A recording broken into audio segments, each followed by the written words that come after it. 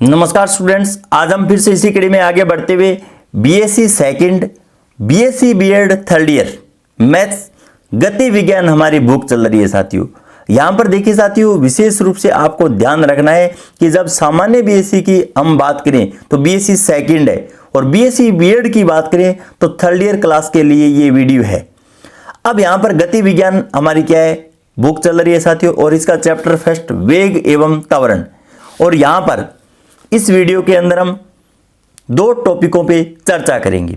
कोणीय वेग एवं रेखीय वेग में संबंध एक इंपॉर्टेंट टॉपिक माना जाता है साथियों। यहां से क्वेश्चन है वो पुटअप होने की संभावना रहती है। उसके बाद में सेकंड यहां पर टॉपिक है वो क्या है, कोणीय वेग एवं कोणीय त्वरण। तो सर्वप्रथम हम यहां पे कोणीय वेग और कोणीय त्वरण को पढ़ेंगे, क्योंकि ये टॉपिक इस टॉपिक के अंदर काम आएगा साथियों। तो यहां पर देखिए, आप मेरे साथ अंत तक जुड़े रहिए। तो सर्वप्रथम यहां पर मैंने चित्र है वो पहले से बनाकर रखा है, क्योंकि आपका समय बर्बाद न हो साथियों। सर्वप्रथम यहां पर देखिए साथियों, मेरे पास ए और बी कोई कर्व है या वक्र है। ए बी मेरे पास क्या है, कोई कर्व है या कोई वक्र है। अब उसके बाद में यहां पर पी मेरे पास साथियों कोई गतिशील बिंदु है। P मेरे पास क्या है, कोई गतिशील बिंदु P है। और इसके जो निर्देशांक लिखे हैं मैंने वो R और थीटा लिखे हैं, R और थीटा। अगर मैं यहां पर P के निर्देशांक कार्तीय रूप के अंदर लिखता तो X और Y लिखता। ध्रुवीय रूप के अंदर मैंने यहां पर निर्देशांक लिखे हैं। उसके बाद में देखिए साथियों, स्थिर बिंदु मेरे पास कोई O है, जिसको हम ध्रुव बोल सकते हैं, पोल बोल सकते हैं, या स्थिर बिंदु O कह सकते हैं। O से लेकर X तक जो हमारा एक्स एक्स है, क्या है, एक्स एक्स, इसको हम साथियों आरंभिक रेखा, इंटाइल लाइन, स्थिर रेखा या फिक्स्ड लाइन बोल सकते हैं। अब यहां पर स्थिर बिंदु O और ध्रुवांतर रेखा P, इसके जो बीच की दूरी होंगी इसको हम स्मॉल r से प्रेजेंट करेंगे। तो देखिए साथियों, बीएससी फर्स्ट अवकलन गणित चैप्टर फर्स्ट के अंदर हमने इन सभी बातों का जिक्र किया होगा साथियों। और अगर आपको कॉन्सेप्ट क्लियर नहीं है तो अवकलन गणित के अंदर जो पार्ट फर्स्ट है उसको देखिए। यहां पर ध्रुवांतर रेखा कहेंगे, इसको हम क्या कहेंगे, ध्रुवांतर रेखा कहते हैं। ये हमारा क्या है साथियों, एंगल है। ये हमारा क्या है, एंगल। थीटा को हम यहां पर ध्रुवांतर कोण कहते हैं। क्या कहते हैं, ध्रुवांतर कोण कहते हैं। तो देखिए साथियों, आगे इस चित्र की सहायता से हम जो थ्योरी पार्ट है वो किस प्रकार से क्लियर करते हैं।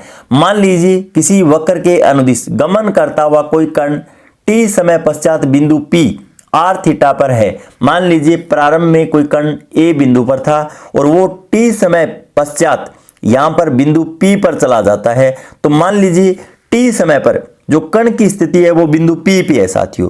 अब उसके बाद में आगे क्या कहता है, t प्लस डेल टी समय पश्चात समीपवर्ती बिंदु Q r plus delta r और थीटा प्लस डेल्टा थीटा पर है। तो यहां पर देखिए साथियों, जैसे जैसे समय बढ़ता जाएगा कण वैसे वैसे आगे भी बढ़ता जाएगा। तो यहां पर समय के अंदर भी परिवर्तन कर दिया गया है। तो यहां पर समय है वो यहां पर P बिंदु से Q बिंदु पर यहां पर, तो देखिए साथियों, जो कण है वो P बिंदु से चलकर Q बिंदु पर पहुंच गया है। तो Q पर जो निर्देशांक लिखे जाएंगे वो R प्लस डेल्टा R और थीटा डेल्टा थीटा लिखा जाएगा। क्योंकि तो देखिए साथियों, क्योंकि समय के अंदर परिवर्तन हो रहा है। यहां पर समय t था और यहां पर कण पहुंचने पे t प्लस डेल्टा t समय हो गए है। और यहां पर साथियों जो ध्रुवांतर रेखा है वो भी यहां पर O Q बिंदु पर है, वो चली गई है। इसको हम R प्लस डेल्टा R से प्रेजेंट कर देंगे। यहां पर एंगल के अंदर भी कुछ परिवर्तन हो गए, तो यहां पर थीटा के अंदर हम डेल्टा थीटा है वो जोड़ देंगे। तो इस प्रकार अब हमारा कण है वो बिंदु Q पर पहुंच गया है साथियों। अब उसके बाद में इस प्रकार समय अंतराल डेल टी में ध्रुवांतर रेखा डेल्टा थीटा कोण से घूम जाती है। डेल्टा टी समय अंतराल में कण का कोणीय विस्थापन डेल्टा थीटा है, के बराबर है कोणीय विस्थापन में औसत परिवर्तन डेल्टा थीटा बटा डेल्टा टी। कोणीय वेग की परिभाषा ये कहती है साथियों, P पर कोणीय वेग limit delta T tends to 0, अंतराल डेल टी में कोणीय विस्थापन बटा डेल्टा टी। देखिए साथियों, वेग की परिभाषा ये होती है, विस्थापन बटा समय होता है। संक्षिप्त में हम कहना चाहें तो वास्तव में यहां पर वेग का फॉर्मूला यही होता है, लेकिन आपको मैंने पहले भी इस कॉन्सेप्ट को बताया है साथियों। तो यहां पर हम इस चीज को डी थीटा बटा डी टी के रूप में लिख सकते हैं और वेग को हम यहां पर शॉर्ट के अंदर हम प्रेजेंट करना चाहें तो थीटा के ऊपर हम डॉट लगा सकते हैं। अब हम जानते हैं कि कोणीय वेग को हम साथियों प्राय क्या है ओमेगा से क्या है प्रेजेंट करते हैं। तो इस प्रकार मेरे पास ओमेगा का मान है वो डी थीटा बटा डी टी है वो निकल कर आ गया साथियों। वेग को तो देखिए साथियों हमने यहाँ पर परिभाषित करके दिखला दिया है, लेकिन जब हम त्वरण को परिभाषित करेंगे तो किस प्रकार से परिभाषित करेंगे देखिए साथियों। पुनः कोणीय त्वरण कोणीय वेग के परिवर्तन की दर होती है, ऐसा हमने पूर्व भी अध्ययन कर लिया है। P पर कोणीय त्वरण, और यहां पर देखिए साथियों जो हमें वेग अगर प्राप्त हुआ है उसका हम पुनः समय t के सापेक्ष अवकलन कर देते हैं तो हमारे पास त्वरण है वो निकल कर आ जाएगा डी स्क्वायर थीटा बटा डी टी स्क्वायर, और इसको हम थीटा डबल डॉट से क्या है प्रेजेंट करते हैं। उसके बाद में अगला जो हमारा टॉपिक है वो साथियों कोणीय वेग और रेखीय वेग में संबंध, एक इंपॉर्टेंट टॉपिक माना जाता है। 2019 के अंदर पूछा गया क्वेश्चन है साथियों, relation between angular velocity and linear velocity. तो इसको हम किस प्रकार से समझते हैं देखिए साथियों। तो यहां पर देखिए साथियों जो चित्र है वो मैंने पहले से यहां पर बनाकर रखा है। अब मान लीजिए हमारे पास सर्वप्रथम ओ एक्स जो हमारी क्या है आरंभिक रेखा है, ओ ए हमारी क्या है साथियों आरंभिक रेखा या इंटाइल लाइन बोल दीजिए। अब यहां पर गतिशील बिंदु मेरे पास क्या है साथियों P है और इसके निर्देशांक r थीटा है, और ये A से B तक मेरे पास कोई कर्व है या कोई वक्र है। O मेरा कोई एक स्थिर बिंदु है जिसको हम ध्रुव कहते हैं, जिसको हम क्या कहते हैं ध्रुव कहते हैं। O से लेकर P तक की जो दूरी है इसको हम स्मॉल r से क्या है प्रेजेंट करते हैं साथियों।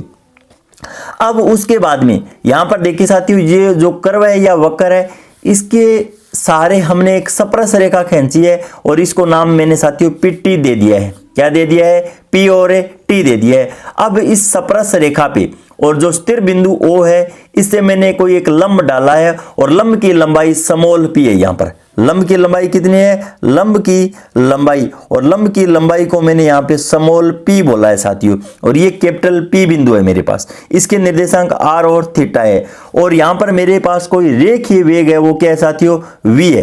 रेखीय वेग क्या है मेरे पास है v है, और कोणीय वेग मेरे पास क्या है साथियों यहाँ पे ओमेगा है। क्या है कोणीय वेग क्या है मेरे पास है ओमेगा है। अब देखिए साथियों यहाँ पर जो ध्रुवांतर कोण है वो क्या है थीटा है। हमारे पास ध्रुवांतर रेखा क्या है ध्रुवांतर रेखा, और ये हमारी ध्रुवांतर रेखा है साथियों, ये हमारी स्पर्श रेखा है। इसके मध्य जो एंगल बन रहा है इसको हमने फाई मान लिया है। क्या मान लिया है साथियों फाई मान लिया है। तो देखिए साथियों यहाँ पे कोणीय वेग, और कोणीय वेग का फॉर्मूला हम जानते हैं साथियों क्या होता है कोणीय वेग, तो या हम बोल सकते हैं डी थीटा बटा डी टी, और D theta upon D T इसको मैं यहां पर किस प्रकार से लिख सकता हूं डी थीटा और बटा यहां पर भी डी टी लिख लेता हूं। तो यहां पर देखिए साथियों इसको मैं डी थीटा और बट्टा यहां पे डी टी लिख लेता हूं। अब यहां पर ऊपर और नीचे में डीएस और यहां पर भी डीएस लिख देता हूं ताकि यहां पर डीएस से डीएस कैंसिल होकर डी थीटा बटा डी टी वापिस से शेष रह जाता है। अब यहां पर मुझे क्या करना होगा साथियों 1/r और यहां पे r डी थीटा बटा डीएस और डीएस पॉइंट डी टी को एक साथ लिख लेते हैं।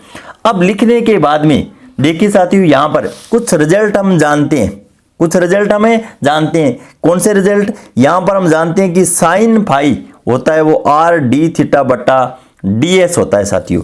क्या होता है ये होता है, और ये मान किस प्रकार से कहां से निकल कर आया है इस बात पे भी हम चर्चा करेंगे साथियों। आप अंत तक मेरे साथ जुड़े रहिए।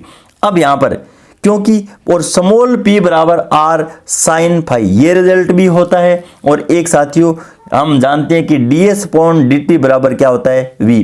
इन तीनों रिजल्टों को हम अच्छी तरीके से जानते हैं क्योंकि साथियों हमने अवकलन गणित जो बीएससी फर्स्ट के अंदर बुक लगती है इसका चैप्टर फर्स्ट है वो हमने पढ़ा है, और इसके अंदर ये सभी के सभी कॉन्सेप्ट है वो दिए गए हैं साथियों। तो यहां पर देखिए 1/r का 1/r और r D theta upon ds ये मान साथियों यहां पर साइन फाई को प्रेजेंट कर रहा है, और यहां पे ds पॉन dt ये मान साथियों v को क्या है प्रेजेंट कर रहा है। तो यहां पर देखिए साथियों सभी के सभी मान है वो मैंने यहां पर पुट कर दिए हैं। अब यहां पर साइन फाई का मान भी साथियों p/r निकल कर आ जाएगा, तो 1/r और इंटू p/r और इंटू v। अब देखिए साथियों pv और बटा r स्क्वायर। अब हमारे पास कोणीय वेग D theta upon D T ये रिजल्ट है वो साथियों निकल कर आ गए, और कोणीय वेग को हम ओमेगा से भी क्या है साथियों प्रेजेंट करते हैं, कोणीय वेग को हम क्या है ओमेगा से प्रेजेंट करते हैं। तो ओमेगा बराबर पी वी और बटा आर स्क्वायर, ये सूत्र है वो हमारे पास प्राप्त हो गया है साथियों। और हम कोणीय वेग को यहाँ पे थीटा का डॉट से भी क्या है प्रेजेंट कर सकते हैं। तो देखिए साथियों अंत में हमारे पास कोणीय वेग और रेखीय वेग में जो संबंध है वो निकल कर आ गए हैं। अब देखिए साथियों हम यहाँ पर ये देखेंगे कि साइन फाई बराबर are D theta upon D S है वो किस प्रकार से निकल कर आए हैं।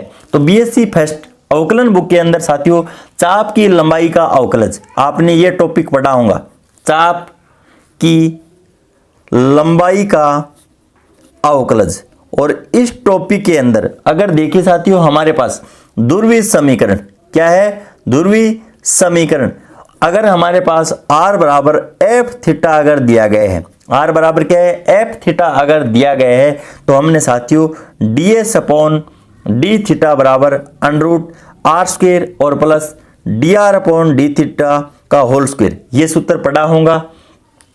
या हमारे पास कोई ध्रुवीय समीकरण साथियों थीटा बराबर एफ आर अगर दिया गया तो हम D S upon D are है वो यहाँ पर इस सूत्र से ज्ञात किया होगा कि 1 plus R square D theta upon D R का होल स्क्वायर। अगर ये कॉन्सेप्ट भी आपको क्लियर नहीं है साथियों तो यहाँ पर आपको घबराने की आवश्यकता नहीं है, लेकिन हमने इस फिंगर को आपने पढ़ा होगा साथियों।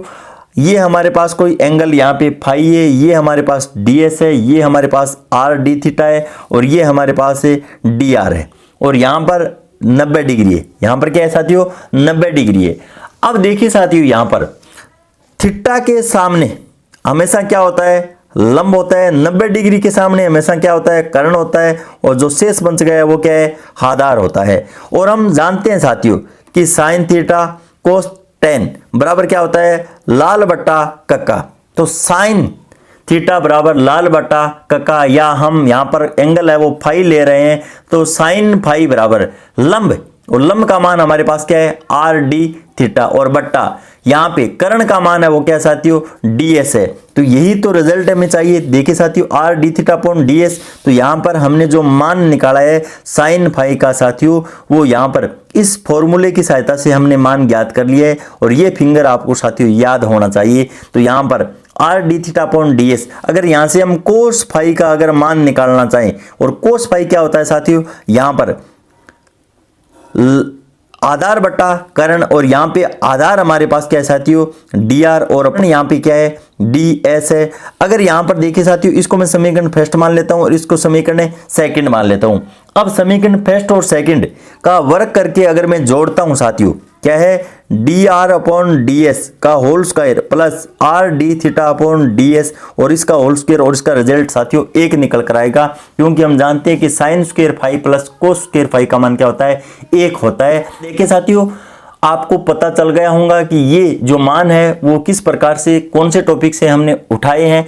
लेकिन आपको केवल साथियों अगर ये एक फिंगर याद है यहाँ पर इस तरीके से, और यहाँ पर साइन थीटा बराबर या साइन फाई बराबर लाल बटा कक्का वाला जो फॉर्मूला याद है आपको, तो यहाँ पर साइन फाई बराबर are D theta upon D S हम डायरेक्ट भी याद भी रख सकते हैं। लेकिन कौन से कॉन्सेप्ट की सहायता से हमने मान है वो निकाले हैं वो भी आप समझ गए होंगे। और यहाँ पर D S upon D T, या यहाँ पर तो दूरी हम एस ले रहे हैं तो s लिख देंगे। अगर यहाँ पर हम दूरी को x से प्रेजेंट कर रहे हैं तो यहाँ पे dx अपॉन dt लिख देंगे। लेकिन मैंने यहाँ पर ds से ऊपर नीचे गुणा करवाया है साथियों, तो यहाँ पे हम ds बटा dt का मान v लेंगे। अगर मैं यहाँ पर x से ऊपर नीचे गुणा करवाता तो यहाँ पर dx बटा dt लेता साथियों, क्योंकि विस्थापन का समय के सापेक्ष जो परिवर्तन होता है वो हमारा वेग होता है। तो इस प्रकार मैं आशा करता हूं कि आपको पता चल गया होगा कि 1/r और r का ऊपर नीचे हमने क्यों गुणा करवाया है, और क्योंकि हमारे पास R D theta upon D S का मान साथियों कुछ न कुछ निकल कर आएगा जो कि यहाँ पर कोणीय वेग और रेखीय वेग में संबंध को प्रेजेंट करेगा। इस प्रकार मैं आशा करता हूँ कि कोणीय वेग और रेखीय वेग है वो आपको समझ में आ गया है साथियों।